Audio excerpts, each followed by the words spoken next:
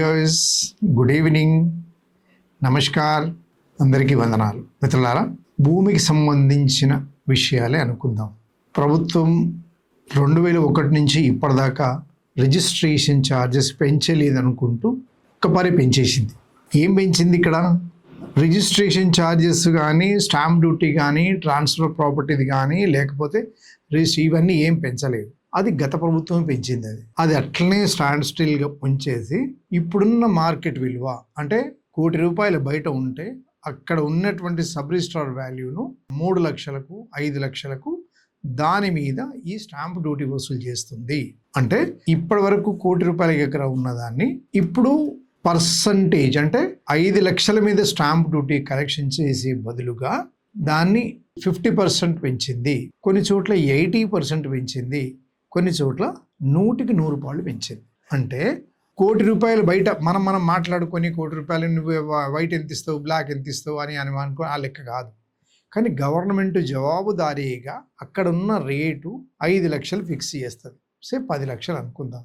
10 లక్షల rate fix చేస్తే 10 లక్షల మీద స్టాంప్ డ్యూటీ 5.5%, అదే 10 లక్షల మీద 1.5% ట్రాన్స్ఫర్ డ్యూటీ అంటారు దాన్ని. మొదటి స్టాంప్ డ్యూటీ, తర్వాత స్టాంప్ డ్యూటీ, తర్వాత 0.5% రిజిస్ట్రేషన్ ఛార్జెస్. ఇవి 3 కలిపితే 7.5%. వీటికి తోడు మ్యూటేషన్ ఛార్జెస్ అంటారు. అంటే ఒక వ్యక్తి నుంచి మరొక వ్యక్తికి ఆల్రెడీ రిజిస్ట్రేషన్ అంటేనే మారటం. ఇంకా ఒకటి దానికి ఇంకొక తోక తగిలిచ్చేయమన్నారంటే, మీరు టోటల్గా ప్రాపర్టీని తీసుకొని వాళ్ళకు మార్చడంలో ప్రభుత్వం సహకరిస్తున్నందుకు మీరు ₹3,000 ఇవ్వాలి ప్రతి ట్రాన్సాక్షన్, అంటే ప్రతి లావాదేవీకి. ఆ తర్వాత మీరు రిజిస్ట్రేషన్ చేసుకున్న ఫీజు కనుక 15 పేజీల వరకు ఉంటే 500, అది దాటితే 1,500. తర్వాత హరిత నిధి అని చెప్పి సపరేట్గా. ఇవన్నీ మనకి ఏమీ కనపడాయి. రిజిస్ట్రేషన్ చేసుకునేటువంటి చాలా పెద్దవాళ్ళు ప్రిపేర్డ్గా ఉంటారు ఇవన్నిటికీ. వాళ్ళ లెక్కలు, వాళ్ళ ఆడిట్, అవన్నీ లెక్కలు ఉంటాయి బిజినెస్ పీపుల్. కానీ ఒక ఆర్డినరీ ప్రూడెంట్ మ్యాన్, ఒక సాధారణ పౌరుడికి ఇవన్నీ ఏం అర్థం కావు.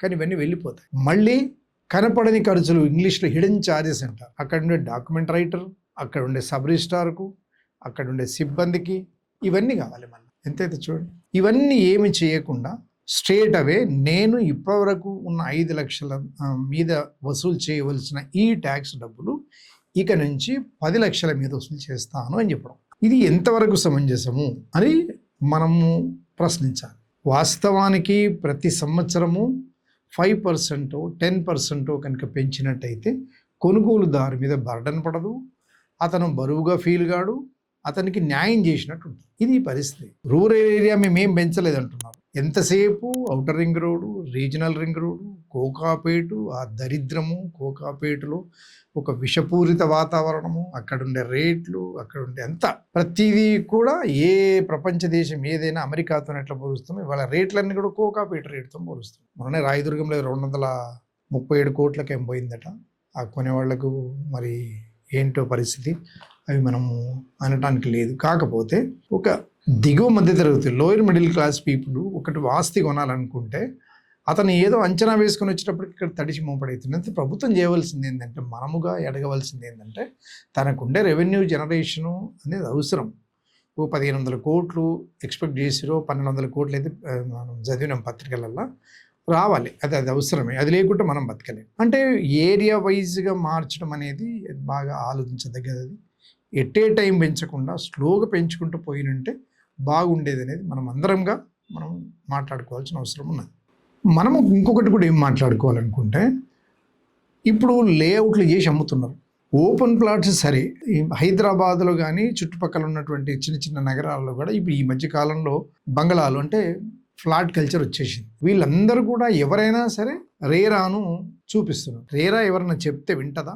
రేరాలో ఎవరు ఉంటారు? ఈ పెద్ద పెద్ద బిల్డర్స్ బంధువులే దాంట్లో ఉంటారు.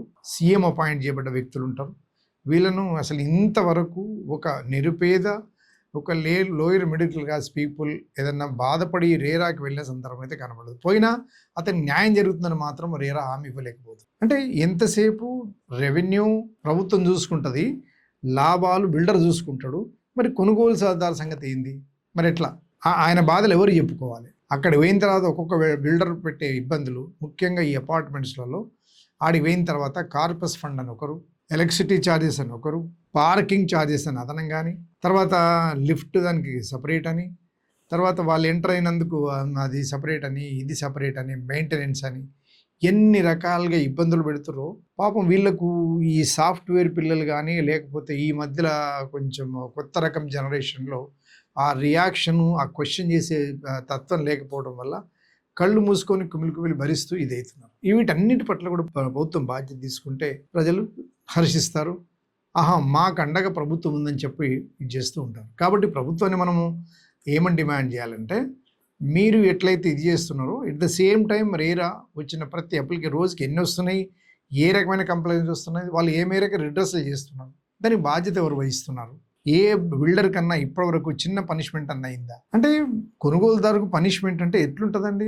అతను పెట్టే బాధలు అతనికి ఎవరు చెప్పుకోవాలి? ఆయన అసలు ప్రాపర్ ఫోరం ఏంది? రేరా ఆడికి వేటకలో ఓ పెద్ద బంగళా లెక్క పత్రం, వీళ్ళ వేటకల ఒక చిన్న బకరాన్ని చూసినట్టు చూసే కాదు అని అడగొట్టే పరిస్థితి ఉంది అక్కడ. రెవెన్యూ జనరేషన్ మంచిదే, స్టాంప్ డ్యూటీ మంచిదే, కానీ ఈ ఒక్కసారి పెంచింది మాత్రం మనము ఎట్లా చూడాలంటే, విడతల వారీగా ఒక్కపారే 10 ఏళ్ళు పెంచలేదు గత ప్రభుత్వం. ఆ ల్యాండ్ ఎక్విజిషన్ ఎక్కువ డబ్బులు ఇవ్వాల్సి వస్తుందని రకరకాల దృష్టితోనే వాళ్ళు పెంచలేదు. ఈ వచ్చి మళ్ళీ 21లో పెంచి మళ్ళీ 22లో పెంచిండు. మళ్ళీ ఇప్పుడు మీరు 5 ఏళ్ళ తర్వాత మళ్ళీ పెంచడం అనేది అది ఎంతవరకు సమంజసమో ప్రజలు కూడా ఆలోచించాలి. ఇక్కడ జరిగే ప్రభుత్వానికి వ్యతిరేకం కాదండి ప్రజలు ఎవరు కూడా. మీరు పెంచిన దానికి ఎవరు ఇది చేయడం లేదు, కానీ మాకు ఇవన్నీ ఎవరు చూడాలనేది ప్రశ్న. ఈ ప్రశ్నకు ఎవరు వేయాలి, ఎవరికి ఎక్కడ జవాబు చెప్పాలి? హ్యాపీగా వచ్చేస్తే రెవెన్యూ అందులో అనుమానం లేదు, రెడీగా ఉన్నారు. మా 4th నాడు మామూలుగా ఏదో వార్త వచ్చింది, 5th నుంచి పేపర్లో వచ్చింది, రేపటి నుంచి అమలు అన్నారు, నిన్న నుంచి స్టార్ట్ అయిపోయింది, కొంత రీషెడ్యూల్ ఏది చేసి ఉంటారు, ఇవాళ నుంచి స్టార్ట్ అయిపోయింది. అని ఎక్కడ ఏరియా ఎంత పెరిగింది అనేది హయ్యెస్ట్ 7,000 అని అంటున్నారు కోకోపేట్ లాంటి ఏరియాలో. ఇంకా ఓపెన్ ఫ్లాట్లకు వచ్చేసి ఒక రేటు. ఇవన్నిటికీ కొన్ని జాగాల్లో 80% నుంచి 100% పెంచడమంటారు, కొన్ని జాగాలు అసలే పెంచలేదు అంటున్నారు, కొన్ని జాగాల్లో 25%, కొన్ని చోట్ల 50%. ఇవన్నీ ఉన్నాయి. ఆ తేడాలకు మరి ప్రభుత్వం ఒక స్పష్టమైన హామీ ఇవ్వాలి. మీరు టోల్ ఫ్రీ నెంబర్ కూడా ఇచ్చారు, తర్వాత వాట్సాప్ నెంబర్ కూడా ఇచ్చారు. మరి ఇస్తే మరి దానికి రెస్పాండ్ అవుతారా అనేది కూడా ఇచ్చేయాలి. యువత మీద చాలా బాధ్యత ఉన్నది. మీరు ప్రశ్నించవలసిన అవసరం ఉంది. ఏదో కథలు ఇవాళ వచ్చింది ఏమవుతుందిలే, ఇంకోటి ఏదో వచ్చింది ఏమవుతుందిలే, ఇవన్నీ అనుకుంటూ కూర్చుంటే మీరు బాయిల కప్పల్లాగా కుమిలి వస్తారు. అందుకనే ఆలోచించండి. ఇప్పుడు ప్రభుత్వం టోల్ ఫ్రీ నెంబర్ ఇచ్చింది, తర్వాత వాట్సాప్ నెంబర్ ఇచ్చింది. తరచూ ప్రశ్నిస్తూ ఉండండి, ఏం తప్పులేదు. మనము ఒక మంచి భాషతోని ఎస్ మాకు ఇది కావాలని అడగండి. ఎంత మేరకు వస్తుందో చూడండి. 144 రిజిస్ట్రేషన్ ఆఫీసెస్ ఉన్నాయి, అందులో స్టాఫ్ అందరికీ కూడా జవాబు చెప్పేటట్టుగా ఇచ్చేయండి.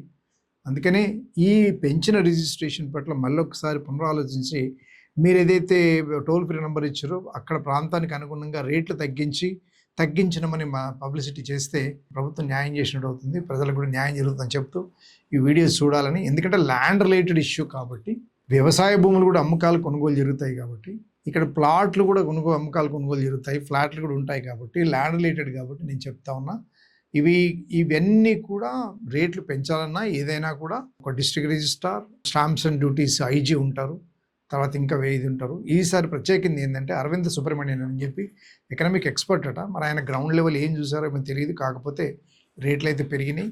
మనము అందరము ఈ కష్టాలను దూరం చేయగలిగి ఈ పెంచిన రేట్ల పట్ల అనూహ్యంగా పెరిగిన చోటు నుంచి కొంచెం తగ్గించే ఏర్పాటు చేయవలసిందిగా మనము ప్రభుత్వాన్ని విజ్ఞప్తి చేద్దాం. Thank you very much.